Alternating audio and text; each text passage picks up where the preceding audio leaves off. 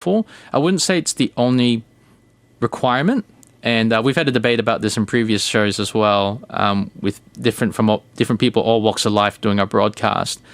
Not being able to speak Tagalog or Filipino, broadly speaking, does not preclude you from being a Filipino, and no one should ever make you feel that way. But I've heard so many stories, and I've experienced it myself, where if you're not fluent in Filipino, there are certainly Filipinos out there that will say you're not Filipino. So,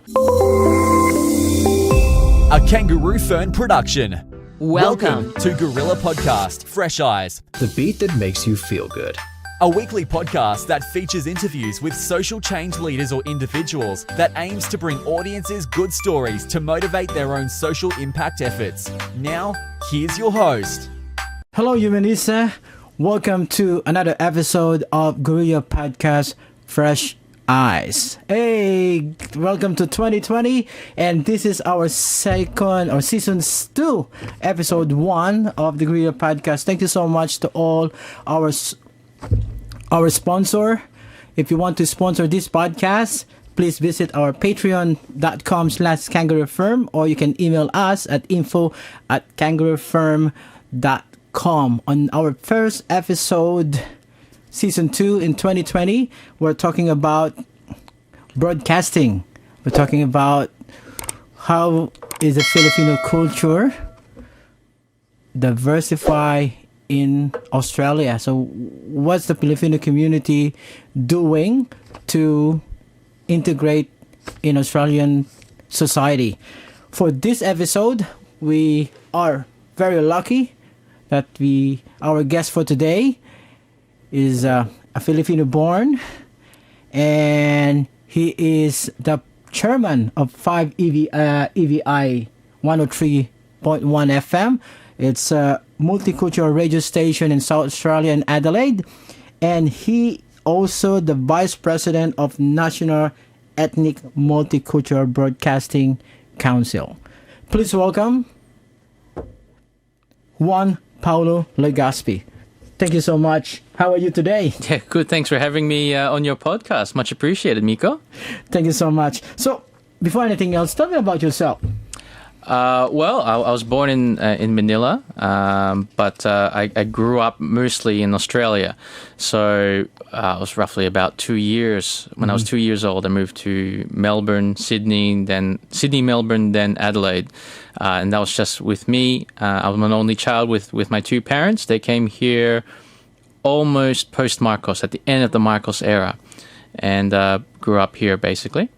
But we always tried, when I was growing up, I would always go back to the Philippines every year for Christmas, stay there for at least 1 month, even 2 months at a time, to spend time with my family. So I've really tried to stay connected with my roots as much as possible. How do you involve on 5 EVI? Well, that was through my mum. So she dragged me into it. So I've been broadcasting as a broadcaster on the radio for 10 years now. Oh, okay. But before that, I would help research the news articles for Mom, and she would help translate them and get them prepared for a program that was on Friday nights, which was for Dr. Wanta. And that was even when you use text-based browsers to research the news. So that was an interesting time. And that was when news was limited, really, about the Philippines. If you were a migrant coming to Australia, there was very limited news about what was happening in the Philippines. Obviously, things have changed now. But back then, it was quite important.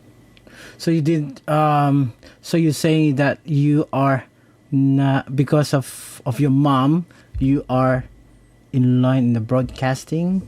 That's what got me into it. Get into it? Yeah, absolutely. And that was the perfect timing, I think, because I started researching the news when I was going through late primary school, early high school.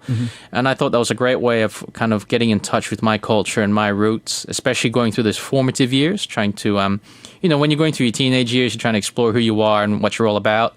And I felt that really kept me grounded as a person and as a cultural identity about who I am. But that's how it all started. And then when I went through uni and I graduated from uni, I really saw the advantages of really honing in my creative skills and it helps practice many things. Not only just about how you talk, public speaking talk, but it also helps you formulate your thoughts, keep it short and concise as much as possible. Interview techniques, production skills, all that kind of stuff kind of blended in. And so I started enjoying the administrative side of things a bit more as well, and the production side. Do you agree that kids nowadays need to learn Tagalog as part of their culture? I think it's helpful to learn about the language. In an increasingly globalized world, and everyone's interconnected, I think people kind of take that for advantage in the sense that they take that for granted. But the real work and the real rub is learning more about other cultures deeply. It's not good enough just to simply say, I can connect with someone on Facebook and we live in a globalized society. You got to really explore the culture, explore the language. There's even subtle differences between Filipino culture and Filipino Australian culture versus Filipino American culture. There's all these sub-genres underneath it as well. So it's important to really understand that and how your own experiences form who you are as a person, because everyone has their own journey about where they are as a person. And so learning the language is helpful. I wouldn't say it's the only requirement. And we've had a debate about this in previous shows as well, with different people, all walks of life, doing our broadcast. Not being able to speak Tagalog or Filipino, broadly speaking, does not preclude you from being a Filipino, and no one should ever make you feel that way. But I've heard so many stories, and I've experienced it myself, where if you're not fluent in Filipino, there are certainly Filipinos out there that will say you're not Filipino. So I'll make that slight distinction there. That's a great story. So most of the Filipino are saying some of them can still understand the Tagalog, but they cannot speak on that. Is that because of that? Is the Radyo Filipino born because of that, to communicate with the Filipino community in Adelaide and South Australia as well? Yeah, it was originally born from isolation, in a sense. You know, it was that constant wave of, I guess in Adelaide and Australia generally, Filipinos didn't come in a wave. Like with the Vietnamese migration, it mostly predominantly came from the Vietnam War. Filipinos have just consistently been coming to Australia over a period of time. But during the 80s and early 90s, it came from a place, Radyo Filipino came from a place of providing information from the Philippines into Adelaide. It's now evolved into a blended mix. You know, we still talk about what's going on in the Philippines, but we also talk about Filipino Adelaidean events as well.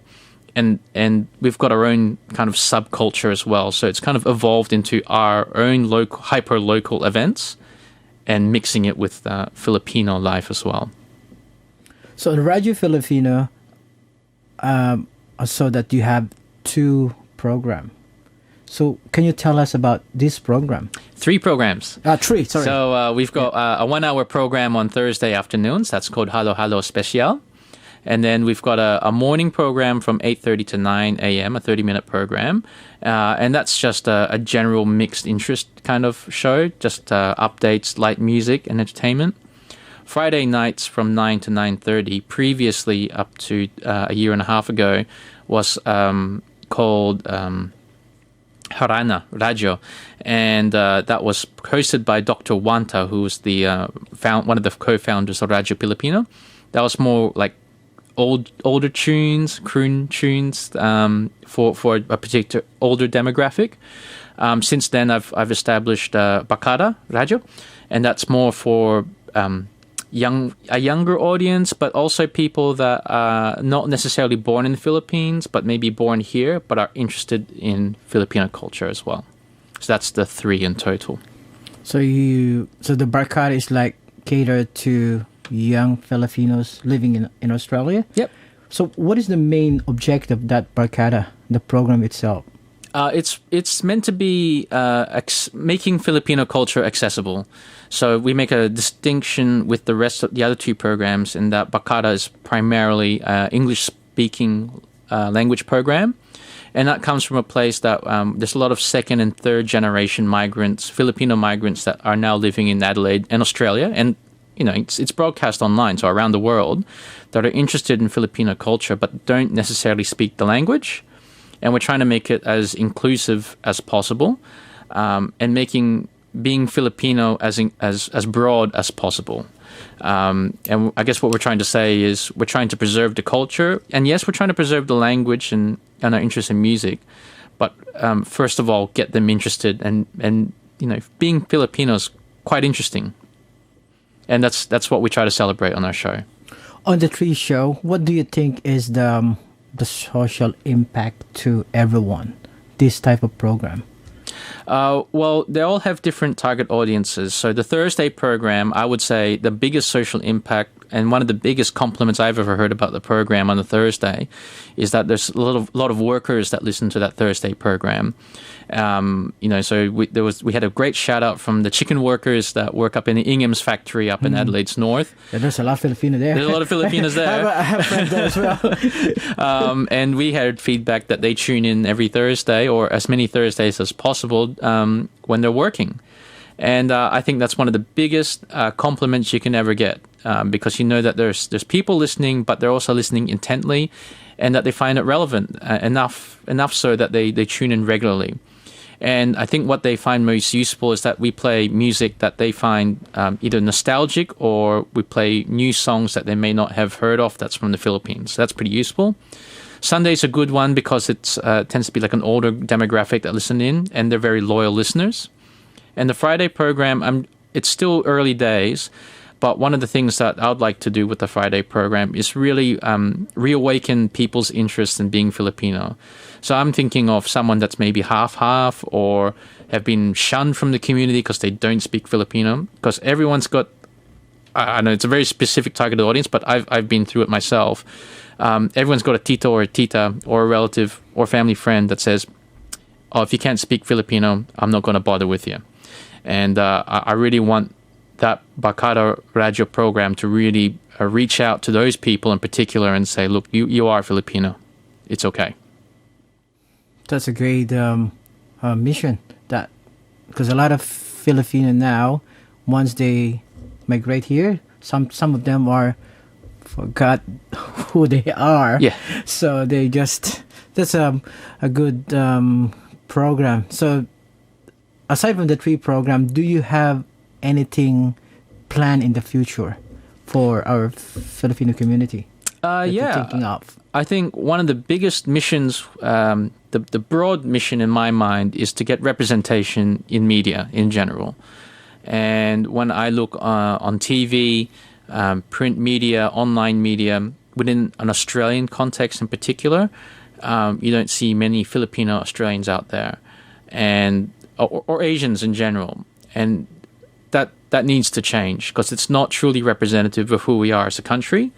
And that's one of the biggest missions that I would like to really focus on, whether that's in the media or in any leadership position. I think broadcasting, community broadcasting, helps develop those skills for leadership. So when people come and broadcast on their panels in Bacata Radyo, for example, I don't see them purely as community broadcasters, but I see them as potential leaders because they're the ones that are willing to articulate their thoughts and communicate them online or to a broader audience. And I'm trying to cultivate that mentality to say that the word minority is a bit disparaging. Mm-hmm. We are part of Australian culture by virtue of us living here, and we should start acting like it and act with a bit of confidence. I think there's a lot of cultural identity with being a Filipino Australian, that you have to be a good nurse or a good aged care worker or a good hospitality worker.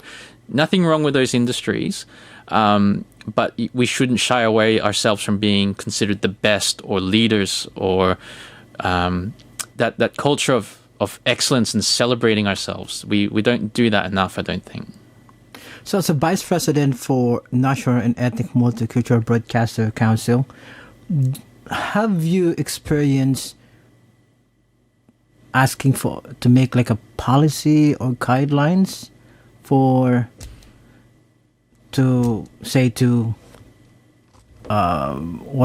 to improve the broadcasting to multicultural? Like, Yep. So there's a couple of primary ways that I'm particularly excited about. So one of them is through new and innovative projects. So one of the projects I'm very, very proud about is getting media accreditation for a station in Melbourne to start. They got media accreditation from the AFL. And so there's people from 4ZZZ that've got training, and we've rolled this program out nationally now. So we've got Andrew from our station here who's done the training in Melbourne. They're now sitting with in the media box commentating live AFL games right next to Channel 7, the mainstream people. And that started off originally as just purely an audio podcast, but then we signed an agreement with Channel 44 in Melbourne, and they hosted a little TV show and they posted that on YouTube. And then about 6 months later, we got approached by Foxtel, who said that on our community channel, Aurora, we would like to have an agreement that we can broadcast that on our community channel as well. So technically speaking, we're putting that out on cable TV, and that's small steps, but that's the model I'd really like to activate a lot more. If the mainstream media is not going to show proper representation, then we've got to make our own brand and go out there and just show it to the world. The other angle is that you break down the doors of mainstream media. So the other one that I'm really passionate about and that we're working on as a project is how do we get up-and-coming journalists that come from a diverse background into those newsrooms. And it's tough. It's tough from any background to actually break into mainstream media journalism, but it's another level to come from a diverse background too. So we're working with another non-for-profit called Media Diversity Australia, and we actually sponsored our first Walkley Awards last year to celebrate diversity in media and media reporting. And we're working on internship programs that's rolling out around the country to really encourage that type of diversity in our newsrooms.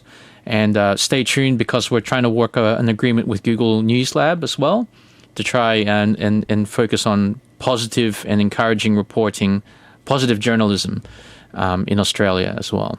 Well, that's a fantastic project. Yeah. If we can get off the ground, yeah, but yes. Yeah. I really agree with you about hard to go to a media industry here. It's very hard. Yeah. Back in the Philippines, I was part of a media organization as a journalist. But when I came here in Australia, it's hard to get job in media unless you have to study again, do the intern again. Said, I'm not doing that anymore. Yeah. So, yeah, that's a great project for someone who is into broadcasting. Yeah, and I mean, like credit to you as well, Miko. I mean, when the going gets tough, the only other option you have to do is create your own content, create your own portfolio, and that's really the only way that you can kind of get your name out there. Because it's tough. Australian culture revolves a lot around more so than other cultures, I guess, about who you know. I mean, we're Filipino, so that's core about who we are as well. But in Adelaide, for example, I've heard stories of people going to job interviews, and one of the first questions they ask you is not your qualifications, but they say, which high school did you go to? And that's what you're dealing with. The industry values more your local. You could be the world leader in your field, but if you didn't go to the right high school in Adelaide, you're not in. And so I think the imperative upon us as a diverse community is to really rally around each other and support each other, and that trying to change the culture of Australia. Yeah, I don't know. Some of them are saying, do you have any local experience? Yes. I said, give me a chance, then I can prove it to you. Oh, I've heard that there was a fellow that had many years, decades in the finance industry in major banks around the world, but because he had because he didn't work in bank as a local bank, that means he's not worth it. But he's managed multi-million-dollar portfolios in another country. I mean, that's just if we're going to move forward as a country, as a culture. And I'm sorry, and I'm talking more about Australians, but Filipino Australians generally, by and large, consider themselves Australians by the time they migrate here. If we're going to really move forward and heal that together. We've got to change the culture and stop looking inwards and look more outwards. That's going to be, hopefully, because of your program, someone will look at it and... It's a small contribution, but I think if many people join that mission, then we'll get there eventually. So, by the way, how is Filipino community in South Australia? It's interesting. It's lively. It's got its own personality to it. It's interesting. This could be a slightly controversial comment, but I stand behind my comments. There's a particular wave that came before me that there seems to be a lot of divisions that happen. But my generation and the younger generations after me, I presume, have never seen that, but they are somehow caught up in the politics of the past. So my message to anyone that I come across that has just come to Adelaide or getting involved with Filipino community events is I say, stay away from the politics. We're all in it together, and we all need to rally around each other. But there's a lot of division, and it's not just in Adelaide, it's around Australia. There's a lot of bitter divisions out there. Especially in Melbourne. Especially, I've read about it. I've heard about that. So. Yeah. And that's not how we're going to move forward. You can't demonstrate a strong united front, not only for Filipinos, but there's a lot of people that hate migrants out there. And when they see ourselves fighting amongst each other, it just makes us look like rabble, really. And it's over really petty stuff. And one of the motivating things I try to think about for myself, and I try to impress upon others that I come across, is that see yourself in your deathbed in decades from now. You're not going to say, I really like when I was president of X community. No one's going to remember you for that. Your legacy is going to last through your deeds and your work, not through your titles. But, some people think otherwise. So, what do you think the contribution of Filipino community in Australia right now, particularly in South Australia? Well, it's a long-lasting legacy. So even right through the mid-1800s, Filipinos first came to Australia in Queensland and they were nicknamed Manila Men, pearl diving. Filipinos have had a long history with Australian culture. We've been there since the very beginning.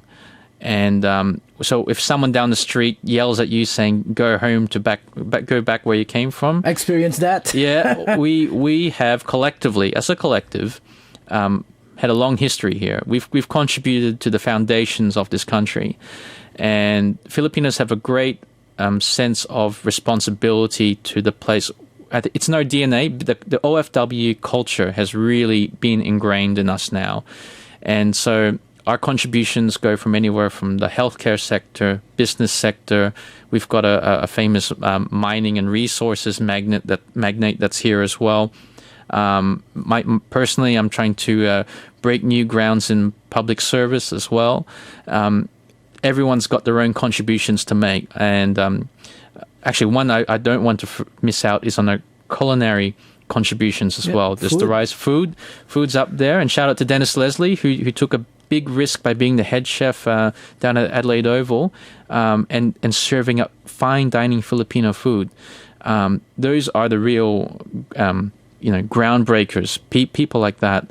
And so I guess it's just making sure that we celebrate that and also keeping our standards up to say that being average is not good enough. Let's not talk about simply buffet Filipino food. Nothing wrong with that. Great. But like Dennis Leslie, I love this vision. He said, I want to take that and I'm going to make that the best fine dining food in the world. Filipino is fine dining. And I was like, wow, that blew my mind. That actually influenced my thinking a fair bit. In line with the 5 EVA FM, so what is the vision of 5 EVA for multicultural society? So 5EBI sees itself as a peak body for multicultural media in South Australia. And community media is one of the most responsive ways of transmitting a message. In a world of fake news and misinformation, community media is one of the most authentic ways of communicating to your audience. There's very little incentives to skew the news. It's because our sponsorship time is extremely regulated and limited. And a lot of communities can just speak their mind within reasons. You can't say anything defamatory or aggressive or anything like that. But you can really speak to your mind with very little filter at all. And that can't be said about mainstream media news. For example, commercial news have got a lot of editorial pressure, sponsorship pressure, what you can air, and what will attract new listeners. Of course, community media, we try to be relevant. We try to attract new listeners. That's our final metric. But also, there's very little incentive for us to be biased in what we report. And we've had community groups that walk off the street and they said, we want to do a program. We run them through the training program. 2 or 3 months later, they're broadcasting on air. So it's one of the most flexible ways of being able to bridge being a lone operator, getting a camera out and going on YouTube. I would call that the sole operator model. You got community media that's between that and commercial media that provides that structure and infrastructure, but still maintaining your independence. And that's where 5EBI sees itself. It's the champion of people that want to take themselves from the sole operator model and want to break it into commercial or mainstream. So if I have an idea, a program idea, how do I approach the PIEVI? You pitch the idea to the station management. Our station manager, through the board and through the station manager, we've given instructions to say, look, let's be open-minded about how we celebrate diversity. Mm-hmm. We've got airtime both on our analog frequency, digital bands, and we're also planning to revamp our website so we can provide more tailored streaming content as well. So we're as much as a radio station as we are 3 studios that can provide podcasting services. And I think that's an evolving piece. We need to kind of change our mentality about that as well. But the big value about audio podcasts in particular is that you've got a captivated audience that, you've literally got them between their 2 ears. And they might be riding a bike, going on a train, but you've got a captured audience. It's a very personal, very intimate medium. It's quite open. So you can just pitch the idea, and if there's nothing wrong with it, and you've got some infrastructure behind it to say, look, I can back up my content every week, or how often you want to broadcast, then there's very little barriers. Just you have to pay a very minimal maintenance fee to cover our costs. Thank you so much, Paolo. Any last message to our Filipino Australian or listener or watching this podcast? I'd say just the value of knowing who you are and celebrating who you are. And we all come through our journeys. I grew up through a high school system that was particularly Caucasian. And it can be very easy to forget who you are as a Filipino and what that means in the context of who you are. The best way to do that is to explore the history, the culture, the food. Start thinking, why is it like this? Why are we talking like that? And I encourage anyone that comes to any revelations or wants to share their stories to come over to 5EBI, and I'm more than happy to share your story either through Miko or through Bacata or both. I think the more we talk about those experiences, the better, because it can be an isolating experience at times, and the more you share those stories, the more connected we are. Thank you so much, Juan Paolo Legaspi. Yeah. for that message and story to tell to our listener and audience. Thank you so much. Thank you for listening and watching to the video podcast Fresheyes, and see you next time again. So see you next week for another episode. If you like the episode, please like, subscribe, and share. And also, if you want to sponsor, please go to patreon.com/kangaroofirm. Thank you so much. Thank you. Thanks, Miko. If you enjoyed this episode, be sure to subscribe so you're notified when a new episode is posted in Apple Podcast, Google Podcast, Spotify, Stitcher, or via RSS. While you're at it, if you found value in this show, rate and review this podcast and share it with your friends. If you have any questions, feel free to reach out to us, and if you want to know more, check out kangaroofern.com.